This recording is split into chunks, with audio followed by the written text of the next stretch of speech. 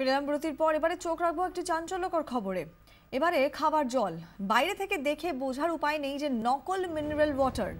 দেখতে হুবহু ব্র্যান্ডেড কোম্পানির মিনারেল ওয়াটারের বোতলের মতোই, কিন্তু পুরোটাই নকল। কিভাবে চলছে এই জালিয়াত চক্র আমাদের প্রতিনিধি কমলাক্ষ ভট্টাচার্য আমাদের সামনে তুলে ধরবেন। কমলাক্ষ, বাইরে থেকে দেখে সত্যি বোঝা দায় যে এটা আদৌ আসল না নকল, কিন্তু এটাই চলে যাচ্ছে হুবহু একই রকম দেখতে ব্র্যান্ডেড কোম্পানির মিনারেল ওয়াটারের মতো। কিভাবে চলছে এই ভুয়ো মিনারেল ওয়াটার তৈরির এই যাবতীয় জালিয়াত চক্রটা?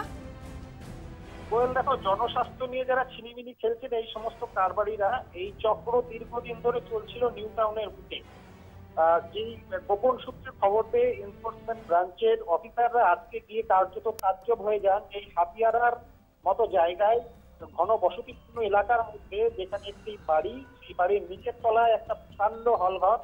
সেই ঘরের মধ্যেই এই কারবার চলছিল দীর্ঘদিন ধরে, এবং সম্পূর্ণ সত্যি দেখে বোঝার কোন রকম ভাবে উপায় নেই। বড় বড় ক্যান, যে বিভিন্ন ব্র্যান্ডেড কোম্পানির জল আমরা সকলেই একেবারে নির্দ্বিধায় প্রতিনিয়ত খাচ্ছি, এবং প্রত্যেকের বাড়িতে 2 লিটারের একটা ক্যান পৌঁছে যাচ্ছে।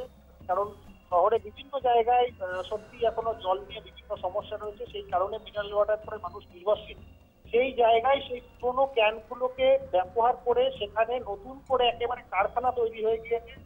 যে জল একেবারে দেওয়া হচ্ছে সেটা কিন্তু সাধারণ জল, কর্পোরেশনের জল, কখনো বা এমনি জল কোনো জায়গা থেকে তারা ব্যবহার করছে। সেই জল ক্যানের মধ্যে দিয়ে সেখানে লেবেলিং এবং প্যাকেজিং করা হচ্ছে সেই ব্র্যান্ডেড কোম্পানির নামে, এবং তার যে সিল, অর্থাৎ সেই জল তৈরির সিল এবং তার এক্সপায়ারি ডেট, সমস্ত কিছু সিল সেখানে নতুন ভাবে সেখানে বসানো হচ্ছে, এবং তারপর প্রত্যেকের বাড়িতে বাড়িতে পৌঁছে যাচ্ছে এই জল।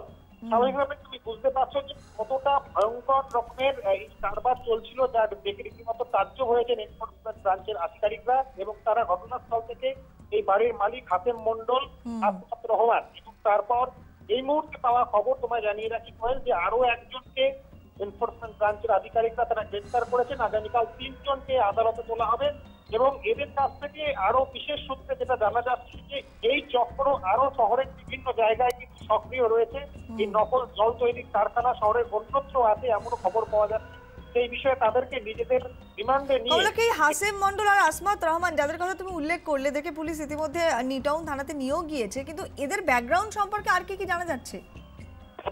দেখো কোয়েল, আপাতভাবে এই হাসেম মন্ডল, যার বাড়িতে এই কারখানা চলছিল, তাকে দেখে তার পাড়া প্রতিবেশীরা কিন্তু স্বাভাবিকভাবে কেউ বুঝতেই পারবেন না যে এত বড় একটা চক্র, এই নকল জল তৈরির কারখানা চলছিল একেবারে হাতিয়ারার মতো ঘনবসতিপূর্ণ এলাকায়।